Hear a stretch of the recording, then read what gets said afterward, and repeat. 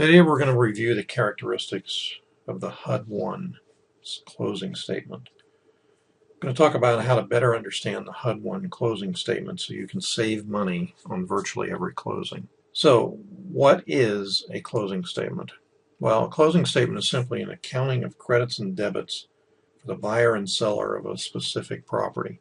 It can be done on simply a one-page letter that shows the cost for the buyer, the cost for the seller, and of course the credits or debits that are due for each party. This is a very common practice in smaller counties around the country where you have a few investors closing through a few closing agents rather than a factory of individuals doing it. The reason is that the HUD statements are pretty easy to generate. They do it automatically. Many parts of the country where there are non-conventional investor buyers use a simple or simplified one-page closing statement. What is the HUD closing statement? Well, the official name is the U.S. Department of Housing and Urban Development. They created the HUD statement to standardize real estate closings, predominantly because they were insuring loans. Formerly, it was a two-page document. It was now required by law to be used where conventional lenders are giving loans to homeowners. Now, if the loans are going to be insured or they're going to be pooled into mortgage pools, and it's required by law, but it is not required by law if you have a private lender or a private bank. It's not going to have the loans insured. In the past few years, the HUD, Department of Housing and Urban Development, or HUD, has added a third page for further disclosures of the cost of a loan to a homeowner. In the past, you could almost tell what your mortgage broker was getting paid, but you really had to delve into the mortgage itself or the note. HUD came along and said, we want full disclosure. So on the HUD statement, up until a couple of years ago, there would be some added information about what the mortgage broker was using if there was rear-end fees or back-end fees. However, now the third page is a full disclosure of exactly what you're getting in the terms of the loan. By far too often, we would go to closing with a conventional lender and find out literally at the last minute the mortgage broker, instead of getting 5% for the individual, couldn't get anything less than 8%. The payment monthly was significantly different, so much so in some cases that we couldn't close because it was unaffordable to the buyer. That's pretty well stopped because now the HUD helps to enforce. The purpose of the third page is really to review the good faith estimate and some other specific cost in the terms of the loan. Many times in the past, mortgage brokers would actually strong-arm owners into closing because they knew that they had moved from their previous home. Oftentimes, their only items were in a truck outside, and they had to move in as soon as they had the closing, or an apartment, they had to move out of the apartment. With all that pressure on them at closing, the difference of a half a point or a point in the interest rate didn't seem like a lot to the homeowner. It was a lot to the mortgage broker who got paid based on those points. The intent of the HUD statement is to give the buyer and seller full disclosure of the cost associated with the purchase and sale of the property. We're going to go through two samples, actually, very simple ones, and you'll get a good idea of what to look for and what not to look for, and again, how to make money on some of these. You wouldn't have otherwise been able to make money without knowing any better. Right, is anything paid in advance? Well, what are these so-called prepaids? Yes. The homeowner's annual insurance premium, one of the reasons for that is it's collected in the mortgage payment from the lender. By the end of the year, you've only collected one annual payment. What the lender does then is he goes ahead and makes the annual payment good for another year, collects the insurance for another year, makes the payment. But the first year, he doesn't collect the money fast enough to make the first payment. That's why new conventional buyers have to prepay the insurance premium for the first year. Mortgage collection fees that are paid annually. Some parts of the country have an annual fee of $300 to $600. It has to be prepaid at the closing. Every new owner has to pay it. A mortgage interest, your lender, conventional lender, may require that you prepay 1 or 2 months or more of interest. Condo or HOA fees, dues, or assessments. Also, if you move into an HOA that happens to have a golf course, for example, you may have to become a member of the golf course. We've seen those memberships anywhere between $25,000 and $75,000. The problem for us as wholesalers is the HOA wants that fee paid on the A to B closing and then on the B to C closing. So it doesn't seem fair, and it keeps us out of some of those areas. Any money is paid into an escrow account, and typically that would be something that came up before the closing where the buyer or seller said, no, I want to escrow money for that contingency. What are accruals? And these are very common. Property taxes are the number one that comes to mind. The seller pays the accrued taxes through the date of the closing as a credit to the buyer. And at the end of the year, the buyer then pays the full year's taxes. Oftentimes you'll see in one of these examples, purchase price is $35,000. The actual amount of money you need to go to closing is less than $35,000. That's predominantly because property taxes, or if you have a earnest money deposit that you put up beforehand. Also, condo or HOA fees can accruals. They're paid monthly, but if you close mid-month, they're accrued through the month. And assessments are a big issue. This is where there's roof damage or air conditioning damage and the building has to replace the entire unit. The cost is divided amongst the homeowners or condo owners individually. If it's a $75,000 repair and you have 75 units, each one is assessed $1,000. That's all well and good under normal circumstances. The problem is with upside down properties in a condo complex, the people who are not paying their mortgage, usually are never paying their HOA fees, are the assessments. And to be able to maintain the property or to fix the problem, air conditioning, for example, other homeowners have to pick up the slack. And I'm not going to get into what all the alternatives are for that because I've been an expert witness for a number of attorney groups for handling those problems. One of the ways it's being worked on now is the homeowners association is actually foreclosing on as a lien on the property and taking title to it while the mortgage from the lender stays in place, and the HOA just simply rents the condo or townhouse, collects the rent, and uses the rent to pay taxes and insurance and HOA fees and whatever assessments. So here's what's really very important about this particular part of the program here. What costs or expenses are negotiable? Now, we're talking about negotiating these preferably before the closing because you've seen the HUD statement, or as late as at the closing table. Everyone's under stress to get it closed. No one gets paid if you don't close, and it depends on how motivated your seller is, how motivated you are, and how much of a discount you can get. So here you go. And almost everything is negotiable except for city, county, and state fees. Now, title insurance is one of those ones I don't have on here. The title insurance is usually charged separately by attorneys because it's a commissionable item to them.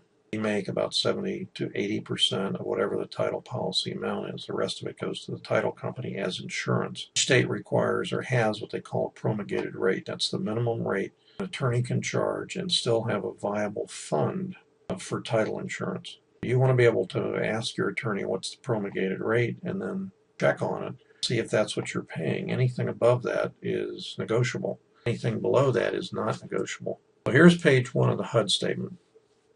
And I'm sure that you can't see too much of this on your video. I took this off the HUD. I took this off the HUD website. And as you can see, it has a brief look, and I'm going to break this down for you, but it's divided into 3 parts. The first part is called B, the second part is called J, and the third part is called K. And we're going to go through each one of these in a moment. They call it Section B because Section A is this little sentence up here. It says HUD statement. Section J, as I said, and of course Section K. And what these are is these are balance sheets for both the income, which is the purchase price, and the expenses, which are the closing cost. And the bottom line is, how much does the buyer or seller have to bring to closing or take home with them? Now, in this section, we never refer to a buyer on the document. It's referred to as a borrower. So don't get confused. How do you remember which column is for buyers and which column is for sellers? B comes before S, so it's buyers on the left, sellers on the right. Just like when you get on board a ship, you look forward, you have port on your left, starboard on your right. That's P, S, alphabetical. So now you're a nautical person besides. Signatures are required on the forms. This is one that I took off the internet, as I said, so it does not have signatures. When you sit down for your HUD statement, it's going to look about 95 or 98% like this one, but it will have been modified by either the lender or the attorney or someone involved. But the line numbers should be the same. There may be more lines, but at least these lines will be present. So here's the first part, which is B, and up at the top here, across the top, we have the mortgage information. FHA, VA, conventional, so on and so forth. Insurance case number, the mortgage insurance case number. Okay, this would be PMI, for example. The loan number and file number for the lender, or the loan number for the lender and the file number for the closing agent. In these other boxes, we have the contact information for all the players, the borrower, buyer, property location, so on and so forth. Now, usually there's no telephone contact information of any of these parties in this section or elsewhere in the HUD. For you guys who have not done a closing in a few years, in the good old days, your Social Security number was a matter of public record, or judgments were put into the public record, for example, as well as in deeds and some other things. It was out there for anyone to look at. Now, the counties and the states have what is termed redacted all those documents and blacked it out, but it was a hotbed for people stealing for identity theft. People didn't know how to do it at that time, or it would have been a bigger deal. This is the left side. This is the buyer or borrowers. Here it is, borrower or buyer side. And this is one that I have filled in. And we're looking at a property with a purchase price of $35,000. Now, what I've done is I've put expenses in red arrows here. So we're going to make it easy so you can see what gets either deducted or added to, depending on which side of the equation you're on. So in this case, the expenses for the buyer are $1,013.75. So as a buyer, if you have expenses, it means you're going to have to bring that extra money to closing. That's why I put it in red here, because it's money that you're going to have to bring in from out of pocket. Add those two together, and you're going to have to bring in $36,013 before any credits. Okay, that's the total amount before credits. So let's look at the credits. In this case, the seller, it says here, sellers credit the buyer for the title policy. Now, this is pretty unusual. This happens to be, as you'll see in a moment, a short sale. And what tends to happen on short sales, you have to get these set up in your own mind. What's usual and customary in a state or a county or in the county separately dictates how the charges go on the HUD statement and who gets the closing. Remember, attorneys charge fees, but they all want it because the commission rate's so high on the title insurance. So in this case, what's happened is the seller has said to the buyer, we will pay for title insurance. We'll give you a credit for it if you allow us to use our closing agent. And the buyer said, okay. He may not have had an option, but at least that is a credit for the policy. Now, the other credit, I mentioned to you accrued taxes before. So here's a $1,266 credit for about 6 months. I took out the dates here, and I've redacted myself. Some of the players in each one of these so that we don't get in trouble with mentioning attorneys or investors. So here's the bottom line. I'm the buyer, and I have to come to the closing table with $34,548.28. Now let's go to, here's something that's important. I'm glad I remembered to bring this up. There would be another credit if you had made an earnest money deposit here. So let's say it was $1,000.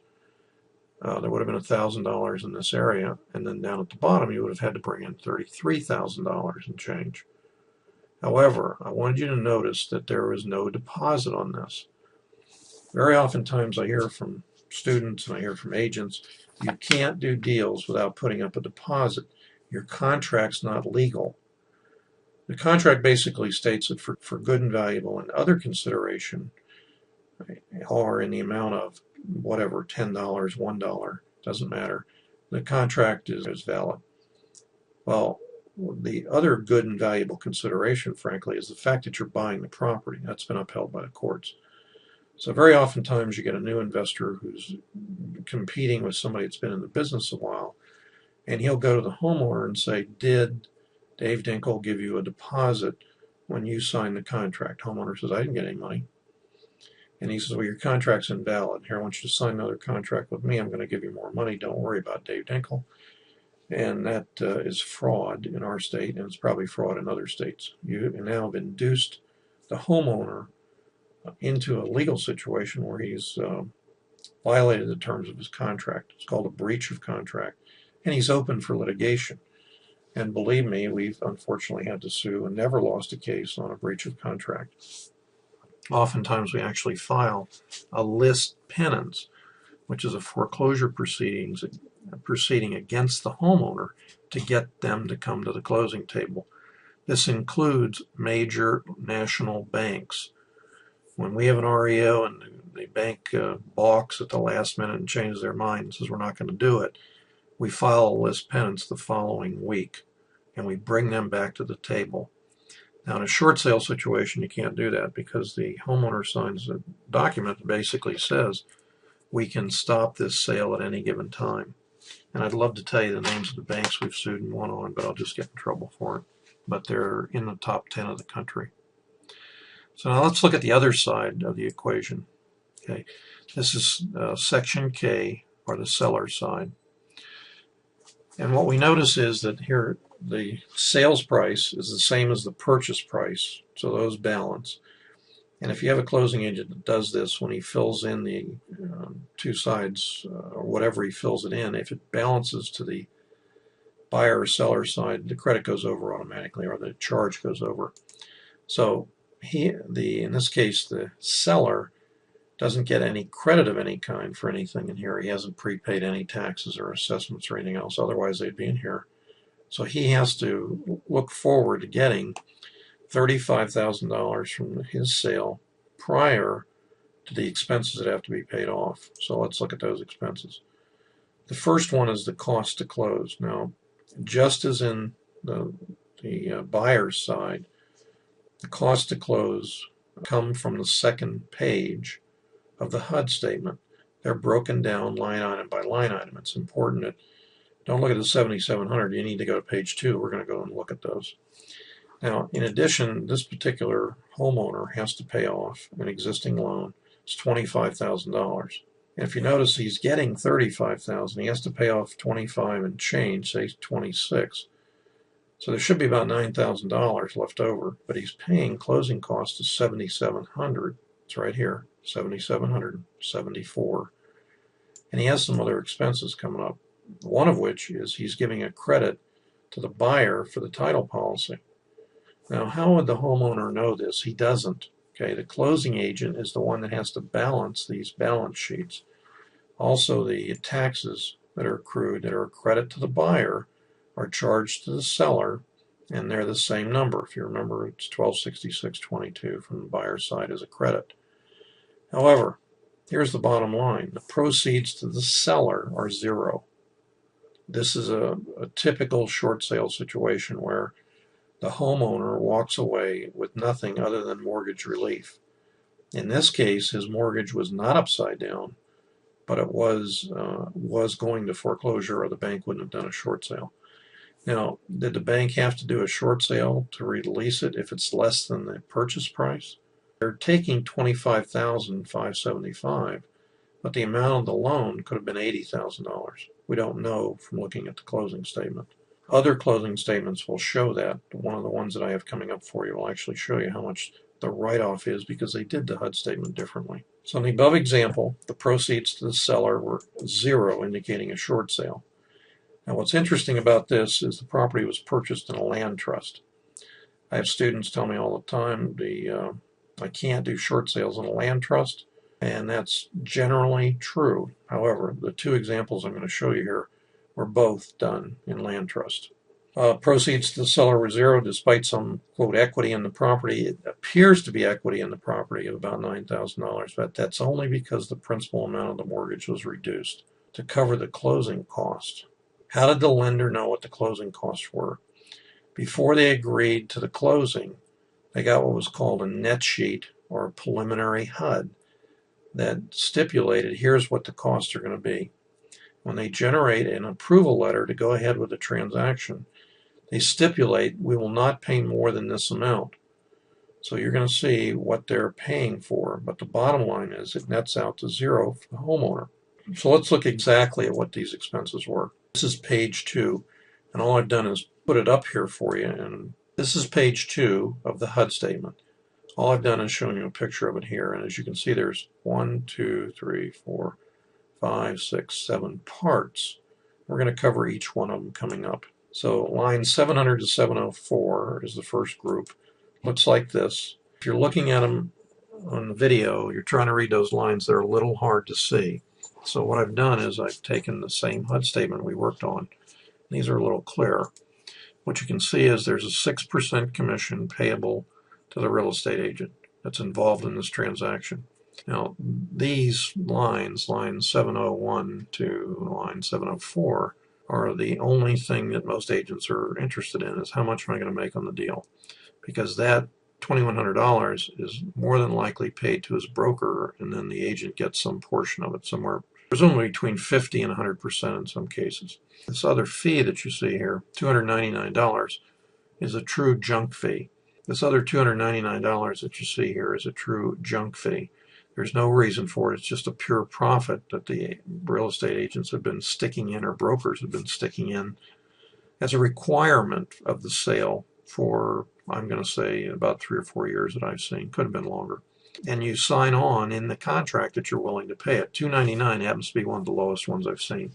I've seen them go all the way up to $899 on properties for less than $100,000. I wanted to show you this particular line, 700 to 705.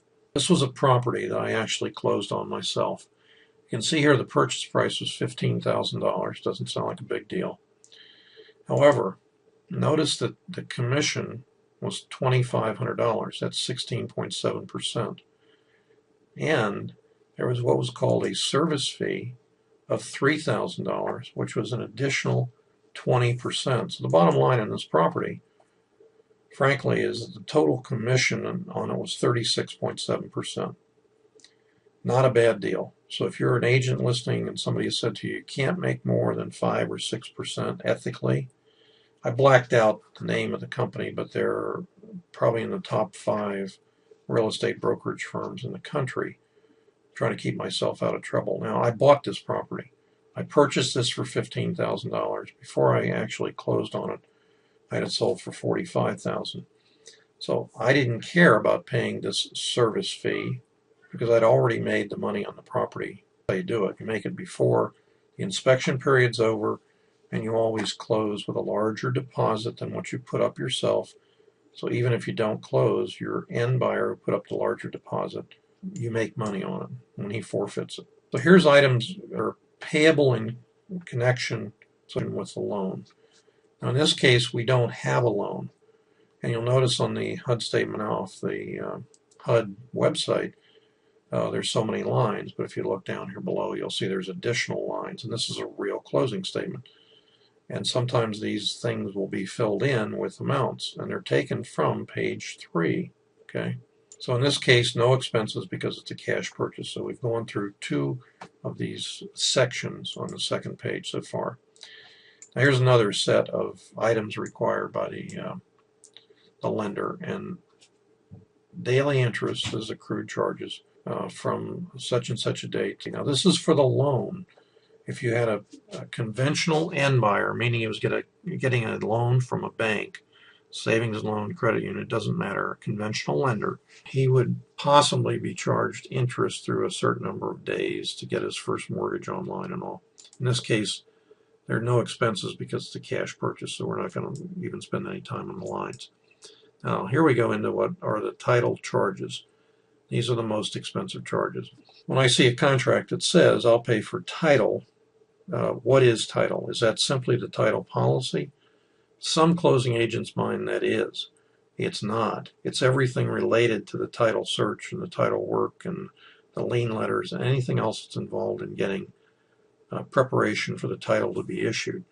So the title policy may be $201 like it is in this case, but the actual cost to do it can be substantially higher. So be careful you need to designate, if you're going to pay for title, you need to designate what part of the title you're actually paying for. In this case, what we have is a title service and lender's title insurance, $495. That's really an attorney's fee. It happens to be that it's over here on the HUD because it's going to come out as a payoff outside of closing to someone else. I don't know who that is. This is the title company that I blacked out for you. Here's what's interesting. Remember I said to you that on the left side, it's the buyers or borrowers. On the right side, it's the sellers. And the seller, page 1, generated a $7,777 expense. Well, here's part of it. What the attorney did was when he sent in the HUD statement as a preliminary HUD to the lender for approval, he put himself down for $1,695 as a closing fee, as an attorney's fee for the process. Call it a closing fee, call it whatever you want to do it. He may have another fee in here later. I'm going to show you one that has a lot of fees. If I were the loss mitigation rep at the bank, I would have some common sense about what's a high fee. And I wouldn't let that happen, because if that's reduced by $1,000, for example, the rest of that $1,000 then comes back to the bank. This is a normal closing fee in our area. And in your state, it could be substantially less on the west coast of our state. This fee, instead of $495 or $450, is somewhere in the range of $200 to $300. Just depends on where you are in needs. Now, I mentioned to you before the minimum rate that the state will allow the closing agent to charge for a title policy, to issue that title policy for the insurance that goes with it. Here it is, $201.25, which is the promulgated rate for our state. And the way you find that in our case is you multiply 1/2 of 1%, 0.0575 percentage. That has two more zeros in it when you go to multiply it because it's in percentage, times the purchase price, in this case $35,000, and you'll see that comes up to $201.25 exactly. Now the closing agent can charge anything above that he wants to, but remember, he's charging this to the buyer in this case. Now he's charging it to the buyer, but the seller gave the buyer a credit on the first page. So in effect, seller, which is the bank, well, it's the homeowner on the title. The bank is really the seller because they have to approve the discount on the loan. So in here, actually the seller is paying for it ultimately in this case also. They're putting as many charges as they can to the seller. And remember, you can call the homeowner the seller, technically you're right. But the loss mitigation rep at the bank who's doing the short sale has to approve it. So they put as many expenses over there as they can. And that's to make sure that if he comes back with a higher price, they work that into the deal. Now here's something I'd have to ask the closing agent what this is. Snap, Close, DP, Cornerstone. It could be a file charge. I have no idea. It could be an ultimate junk fee. There are more and more realtors telling buyers and sellers they have to pay electronic storage of the closing documents, including the loan docs and everything else. That's not true. It's not the law, and I hear that all the time. It's the law. It's the law that the closing agent has to keep them, and the mortgage broker, and the realtor may have to because his broker wants to do diligence on them.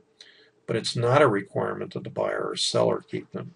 So that's a junk fee. It's not on here.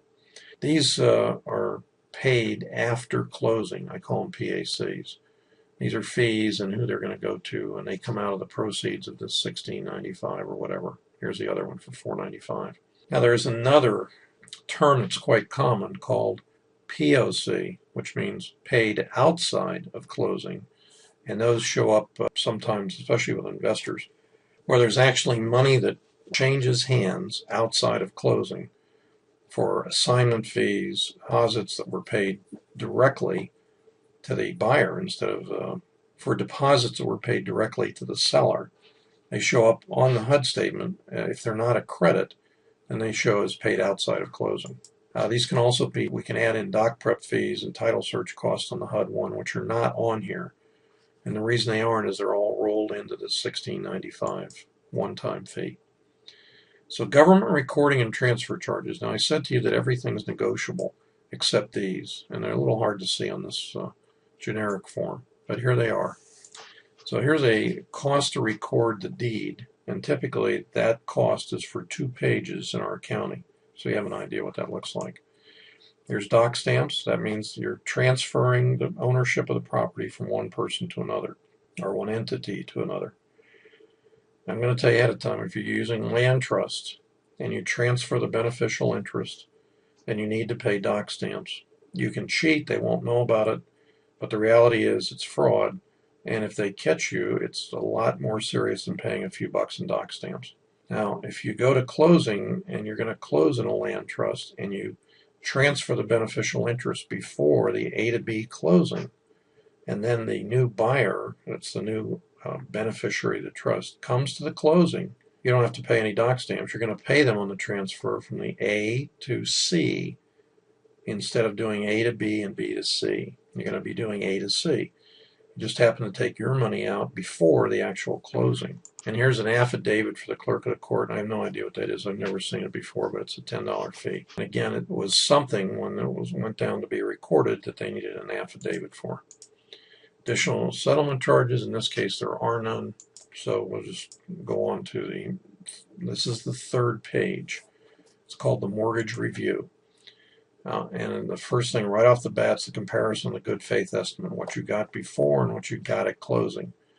Again, this is a great thing for conventional home buyers. Conventional home buyers meaning home buyers that are getting conventional loans. Changes in total cannot increase more than 10%. That's been the law for years, but it was never really enforced. One of the reasons it wasn't enforced is unscrupulous mortgage brokers would go in and have a stack of documents for the homeowner to sign and leave the good faith estimate blank, but have them sign it.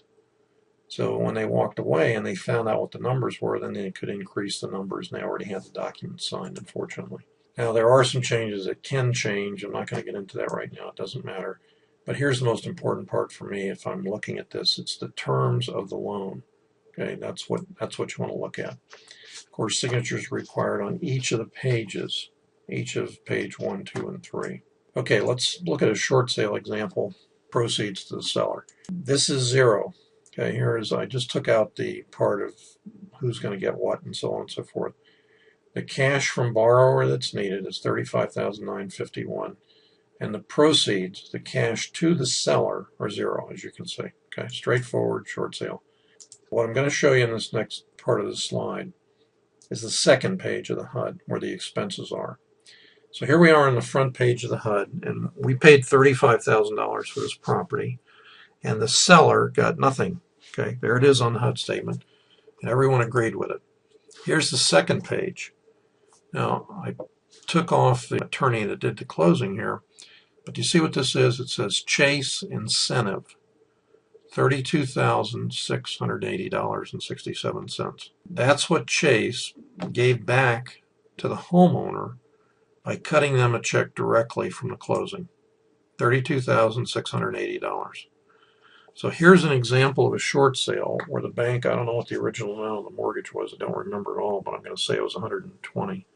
They walked away with virtually nothing because they didn't take any money out of the proceeds of the sale. As a hardship, they gave it back, in this case, to the homeowner. The HUD one shows zero, while the seller is getting $32,680. I said this is the attorney's name. It's not the attorney's name. It's the seller's name. Apologize, I forgot. When you hear that people say, I got some money back, and you say, how much? And they say, oh, I got $2,000, $3,000. Here's an example where it looks like to me about 90% of the money went back to the homeowner. The bank made nothing. I had another one of these. Matter of fact, I'll show it to you in a second. How many fees can there be? These are the lines where we talked about the title charges. Okay. What I've done here is I've blocked out the closing agent because I don't want to be embarrassed. But here's what they look like. The total cost from these closing costs. Now, I'm only taking the closing costs that are pertinent for closing agent to charge. I'm not talking about the normal closing costs that you'd have, such as what the doc stamps were and everything else. There's a doc prep fee for $250, for example, a title insurance. I took it out because you'd have it $1,000, attorney's fees. Whoa, it just goes on and on. The bottom line here is $4,591, or 3.4% of the purchase or sale price, are just in these fees. Now, I get this question all the time. How much is it going to cost me to close? If you're a cash buyer, I like to use a number of 2%. Depends on the price of the property, but if you're coming in with cash, 2% should be a good number. In this case, 3.4% of the money went just to fees for the attorney. And so I don't know what you need. If you're a conventional buyer of this property, you could have another 6 points or 6% involved on top for your mortgage fees. So here is what this looks like. Homeowner got $38,000 from this short sale. Remember, these expenses are, to me, grossly overloaded for the seller, which is the bank. It's not the homeowner. I said to you before, I'm going to show you in a case where you can actually tell how much the bank wrote off at the closing. And here it is. For example, they got a $3,000 HAFA, H-A-F-A, incentive to leave. And they got $35,000 from the same lender that we had on the other closing statement. Just happens to be Chase got a generous run there for a while to get these bad loans off the books.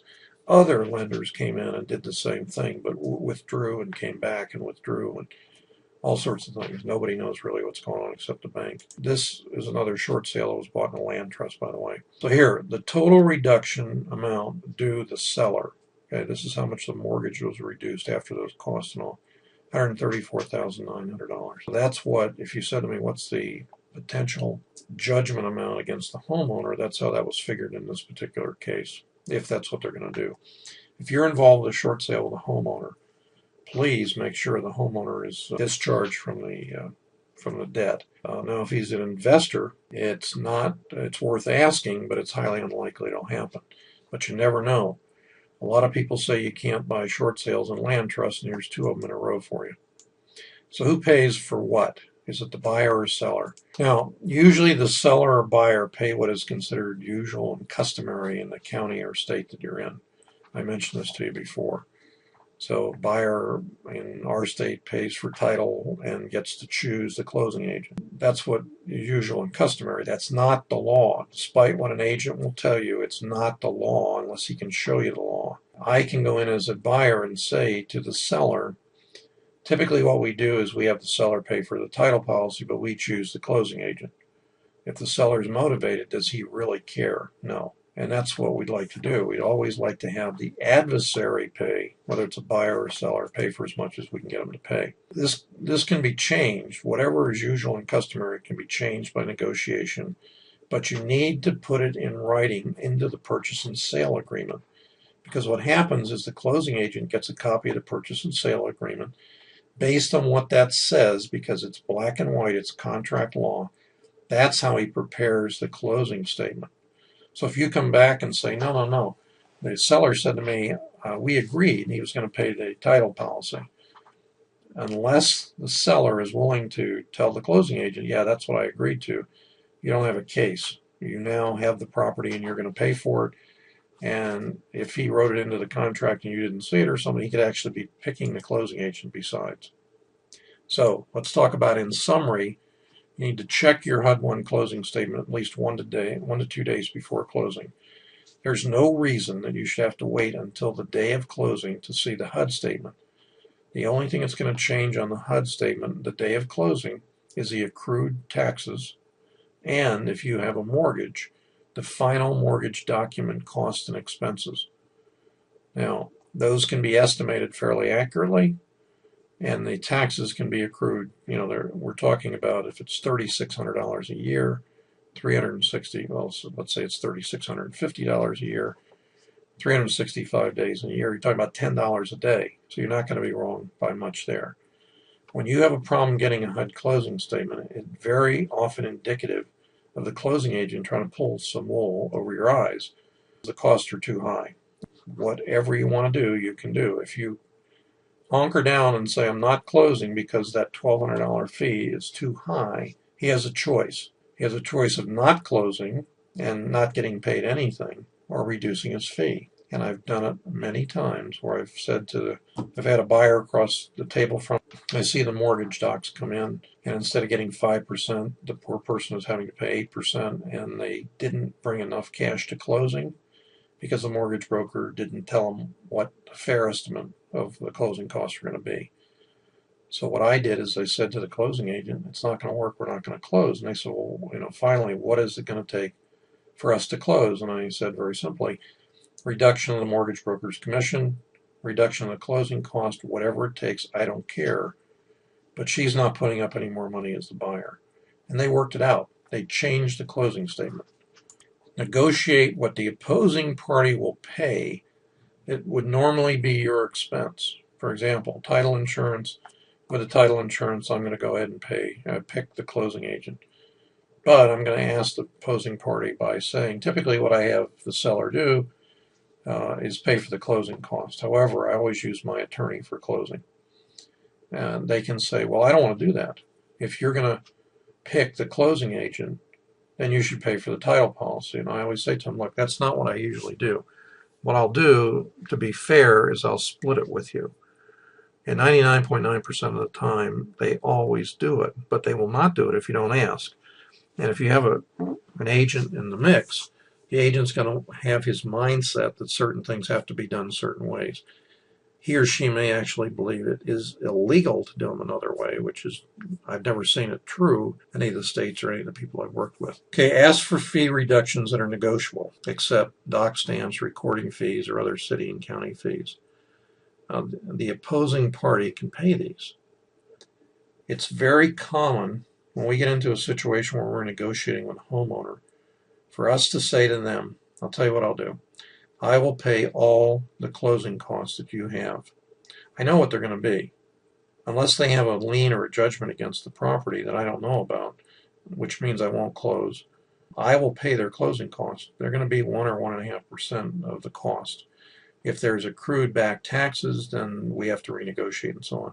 But generally speaking, on their side of the HUD statement, now remember, they're on the right side. They're the seller. Left side's buyer, right side seller. You will not see any cost whatsoever on page 2. Bingo. Everything is shifted to my side. Very oftentimes we'll get into a situation where a seller will say, I want to use my attorney to close. And I say, I want to use my attorney to close. I don't know who your attorney is. And how long have you known your attorney? Oh, I've known him since high school, but I've never closed a deal with him. I've never sold a house through him, but I want to use him. Okay. You go ahead and use him and pay your fees for him. And on the HUD statement, I'll have my guy do the closing. Your attorney can even issue the title policy. How's that? And then when you talk to the attorney, he's kind of happy about that whole thing because all he has to do is review docs that other people drafted. He gets paid the title policy. He gets paid his own fees directly paid by the seller to him. In that case, it's another reason on the seller's side why you wouldn't have any charges. So anything is negotiable. Okay, just don't overdo it. Now, one last thing before we go, and this is very important. I hope you stayed through this whole thing.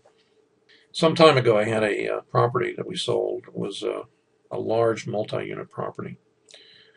The buyer was a local investor who had been in the business for, I'm guessing, 15 or more years. He was a fairly large player in the market. I've known him very well personally for that entire time. He called me and said, will you sell it to me for this? I said, yeah, I don't have a problem with that. It was above the listing price I was offering, and I was having multiple offers on it, but I'd rather have had him get it than someone else. So he said, well, send me over a contract. Now, as is typical of what I've done in the past, I do not sign the contracts and I send them over. But in his case, because we had other contracts supposedly coming in that were not, and no deposits were coming in, because I trusted him, I sent him a signed contract for all the terms and conditions that we had agreed to. So he now had in his hands a signed contract. What he did to me was he came back to me and said, there's some things I want to renegotiate, which after I've seen the property, and I said to him, I sent you the pictures, it's as is, I'm not going to change anything. He said, well, remember, I have your signed contract. So if you don't sell, I can sue you for a breach of contract. If you don't change these, I'm going to keep the contract, sign it, and sue you for breach of contract. Lesson learned. So what I'm telling you is, if you're the seller of a property, do not sign the contract. Let the buyer sign the contract. Give you the contract back signed with an earnest money deposit. Now, if that earnest money deposit is with his closing agent, for example, you need to get a letter of confirmation that he has that deposit. Especially with closing agents, they're not as responsible as attorneys, and they may say, sure, I know Jim for a long time, he's a good guy, I've got his deposit, or it's in the mail. That doesn't mean anything. If later you go and try and get it, and he doesn't have it, the closing agent doesn't have it, or the attorney doesn't have it, all you have is something that says, I sent the deposit to my closing agent or attorney, when he didn't. Now, we've had this happen to us where the buyer will send us a copy of a cashier's check made out to our closing agent as he was supposed to, but he never sent the check. And what happened is he tried to flip the property. As we got closer to closing, he disappeared. Couldn't get him on the phone and so on. And of course, what happened is he didn't close. Now, we went ahead and closed and resold the property, actually made more money on it. But he owes us a $5,000 deposit, so we're in the hunt to find him as a breach of contract, and it's fraud. He defrauded us in terms of telling us he had a deposit on hand in the mail, so on and so forth, but he didn't. I either falsified the cashier's check, which frankly is pretty easy, or in fact just redeposited it back into the bank at no additional charge to him. So again, in summarizing, I get lengthy here sometimes. Do not sign, if you're the seller, do not sign the sales contract until you get the buyer to give you back his signature on your contract, but with his earnest money deposit. Have a great day.